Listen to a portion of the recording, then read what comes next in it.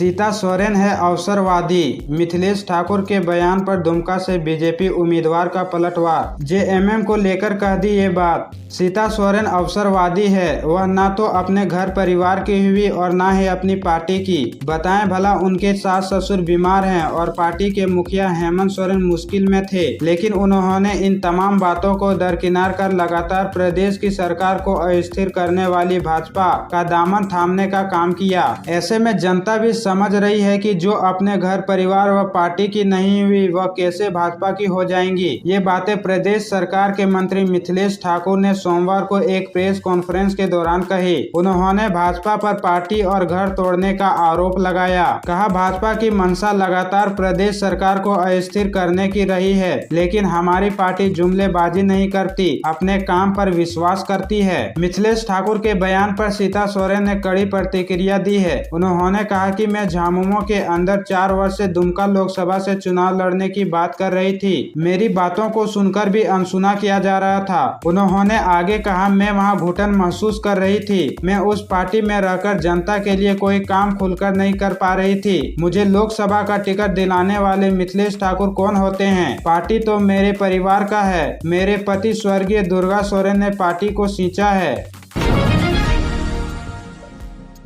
4 जून के बाद भ्रष्टाचारियों पर कार्रवाई और तेज होगी। दुमका में पीएम बोले, देश में घोटाले और लूट मची थी, सब बंद करवा दिया।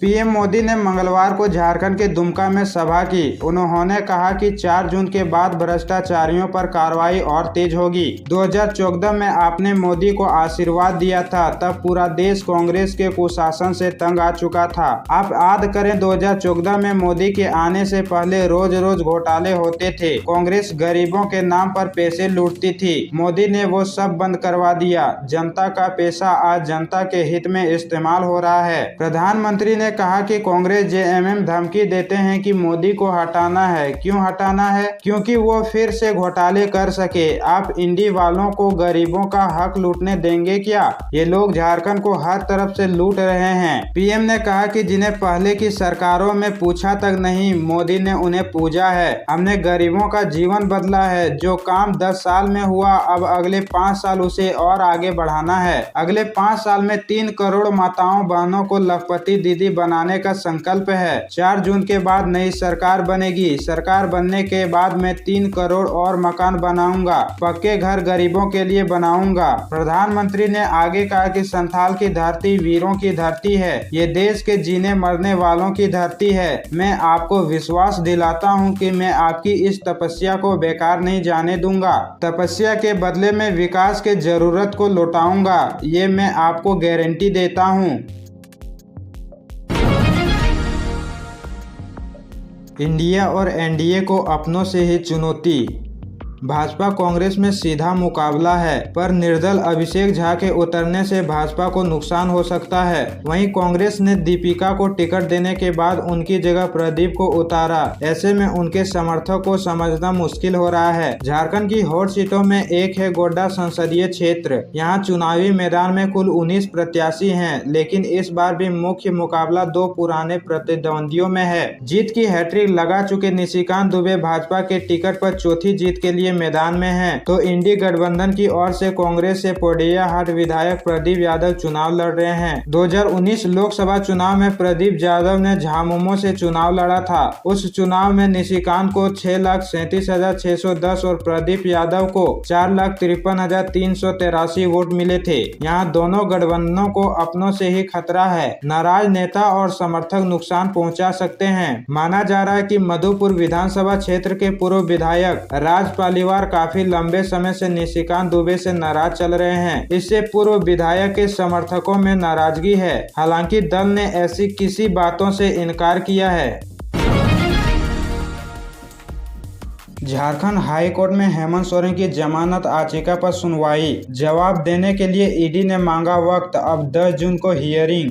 झारखंड हाई कोर्ट में मंगलवार को भूमि घोटाले मामले में जेल में बंद पूर्व सीएम हेमंत सोरेन की याचिका पर सुनवाई हुई। सुनवाई के दौरान ईडी की ओर से जवाब दाखिल करने के लिए समय मांगा गया। जस्टिस रंगन मुखोपाध्याय की अदालत ने प्रवर्तन निदेशालय के अधिवक्ता को शपथ पत्र के माध्यम से 10 जून से पहले जवाब देने को कहा। इसके बाद विस्तृत सुनवाई के लिए 10 जून को अगली तारीख निर्धारित की गई है। गौरतलब है कि पीएमएलए कोर्ट की ओर से जमानत याचिका खारिज किए जाने के बाद पूर्व सीएम हेमंत सोरेन सोमवार को झारखंड हाई कोर्ट से गुहार लगाई थी। उन्होंने जमानत याचिका दाखिल कर जल्द सुनवाई की मांग की थी। नियमित जमानत को लेकर पूर्व सीएम हेमंत सोरेन ने ईडी की विशेष अदालत में याचिका दाखिल की थी। उन्होंने गलत तरीके से आरोपी बनाने का हवाला देते हुए जमानत देने को कहा था। स्पेशल कोर्ट में इस याचिका पर सुनवाई भी हुई। ईडी की स्पेशल कोर्ट ने 13 मई को हेमंत सोरेन की जमानत याचिका खारिज कर दी थी।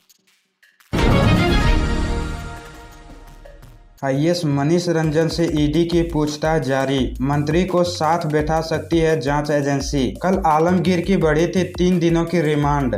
झारखंड के ग्रामीण विकास विभाग में हुए घोटाले मामले में आईएएस मनीष रंजन से मंगलवार को ईडी पूछताछ कर रही थी। ईडी ने उन्हें दूसरा समन जारी कर सुबह 11 बजे हिनू स्थित क्षेत्रीय कार्यालय बुलाया गया था। वे करीब 11:15 बजे ईडी ऑफिस पहुंचे। इससे पहले 24 मई को पूछताछ के लिए हाजिर होने का निर्देश दिया था, लेकिन वे हाजिर नहीं हुए। उन्होंने 3 हफ्ते का वक्त देने की मांग की थी और प्रधानमंत्री की यात्रा के दौरान मिली जिम्मेदारियों का हवाला दिया था, लेकिन ईडी ने उन्हें 3 दिन का ही वक्त दिया था। आईएएस मनीष रंजन और मंत्री आलमगीर आलम को एक साथ बैठाकर पूछताछ करने को लेकर ईडी ने पीएमएलए कोर्ट से आलमगीर आलम के रिमांड की अवधि को बढ़ाने की मांग की थी, जिस पर अदालत ने मांग को स्वीकार करते हुए 3 दिनों के लिए आलमगीर आलम को रिमांड बढ़ा दी। अदालत में ईडी की ओर से बताया गया कि मनीष रंजन के पास आलमगीर आलम से जुड़ी कई अहम जानकारियां हैं। ऐसे में दोनों को साथ पूछताछ करने के बाद ही कोई जानकारी सामने निकल कर आएगी। रांची के बार में फायरिंग से पहले हुई मारपीट, बाउंसर ने अभिषेक को पीटा, वो राइफल लेकर आया और गोली मार दी।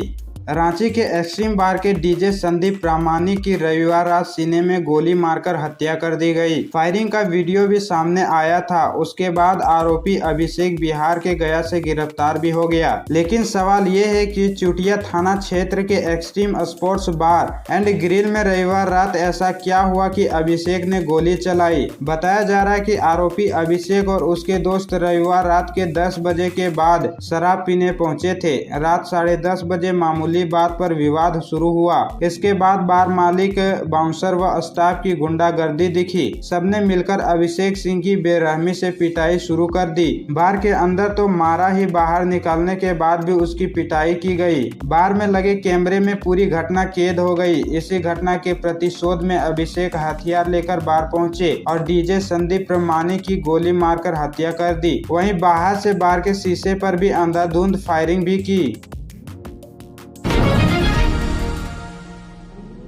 दूसरे समन पर ईडी ऑफिस पहुंचे आईएएस मनीष रंजन, आलमगीर के सामने बिठाकर होगी पूछताछ। राज्य में 3000 करोड़ के टेंडर कमीशन घोटाले में कल ईडी ने आईएएस मनीष रंजन को बुलाया था। ग्रामीण विकास विभाग के पूर्व सचिव मनीष रंजन ईडी के दूसरे समन पर पूछताछ के लिए उपस्थित हुए हैं। मनीष रंजन वर्तमान में भू राजस्व, सड़क व भवन निर्माण विभाग में सचिव हैं। मंत्री आलमगीर आलम के सामने उन्हें बिठाकर पूछताछ किया जाना है। इधर मंत्री आलमगीर आलम 30 मई तक के लिए ईडी की रिमांड पर है। उन्हें ईडी ने 15 मई को पूछताछ के बाद गिरफ्तार कर लिया था। टेंडर पास करने के एवज में कमीशन में मोटी रकम वसूलने के मामले में उनकी संलिप्तता सामने आई थी। ईडी यह चाहती है कि जांच में आए तथ्यों का मंत्री आलमगीर आलम व आईएएस मनीष रंजन के सामने सत्यापन करवाया जाए। मंत्री आलमगीर व सचिव मनीष रंजन को आमने सामने बैठाने के उद्देश्य से ही ईडी ने कोर्ट से मंत्री की रिमांड अवधि को बढ़ाने का आग्रह किया था। रेल यात्रियों की सुविधाओं का रहेगा पूरा ध्यान, प्राथमिकता के आधार पर सुविधाओं में बढ़ोतरी, बोले सीनियर डीसीसीएम आदित्य चौधरी। चक्रधरपुर रेल मंडल में 33वें वरीय मंडल वाणिज्य प्रबंधक सीनियर DCCM के तौर पर आदित्य चौधरी की प्रतिनियुक्ति हुई है। श्री चौधरी इससे पूर्व गार्डन रिच कोलकाता में CPRO के पद पर सेवाएं दे रहे थे। उन्होंने बताया कि यात्रियों की सुविधा को ध्यान में रखते हुए समय पर यात्री सुविधा को उपलब्ध कराया जाएगा। रेल मंत्रालय की ओर से भी आदेश दिया गया है कि यात्रियों को वर्ल्ड क्लास सुविधाएं उपलब्ध हो। इसके लिए विभिन्न माध्यम के द्वारा यात्रियों का फीडबैक मिल रहा है। हम लोगों का भी यह लक्ष्य है समय पर अच्छी क्वालिटी का सुविधा उपलब्ध कराई जा सके। गिरिडीह में छत से गिरे मां बेटे, बच्चे की मौत। छत पर नहीं लगी थी रेलिंग, बच्चे को गोद में लेकर उठी महिला गंभीर रूप से घायल।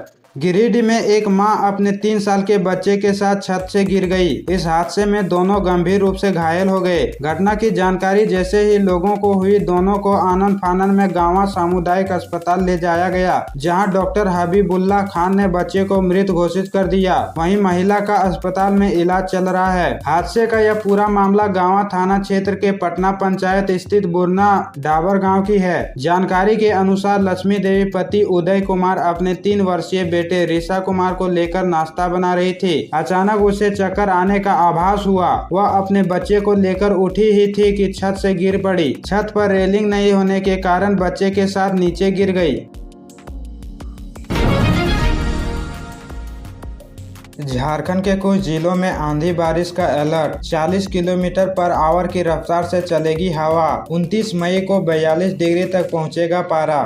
झारखंड में कल मौसम विभाग ने येलो अलर्ट जारी किया है। राज्य के उत्तर पूर्वी भाग में कहीं कहीं गर्जन और तेज हवाओं का असर दिखेगा। हवा की रफ्तार 30 से 40 किलोमीटर के बीच हो सकती है, जबकि राज्य के ज्यादातर हिस्सों में मौसम शुष्क रहने की संभावना है। कल प्रदेश का अधिकतम तापमान 40 डिग्री सेल्सियस के आसपास था। वहीं 24 घंटे के अंदर गढ़वा का पारा 42.6 डिग्री सेल्सियस दर्ज किया गया था। 29 मई को राज्य का तापमान 42 डिग्री तक पहुँचा जा सकता है। मौसम विभाग के अनुसार कल राज्य के उत्तर पूर्वी भाग के कुछ इलाकों में गर्जन के साथ हल्के से मध्यम दर्जे की बारिश हो सकती थी। राजधानी रांची सहित राज्य के कई शहरी इलाके में मौसम में किसी बड़े बदलाव की संभावना नहीं है। पश्चिम बंगाल के बॉर्डर वाले रांची जिले में कुछ असर देखने को मिल सकता है।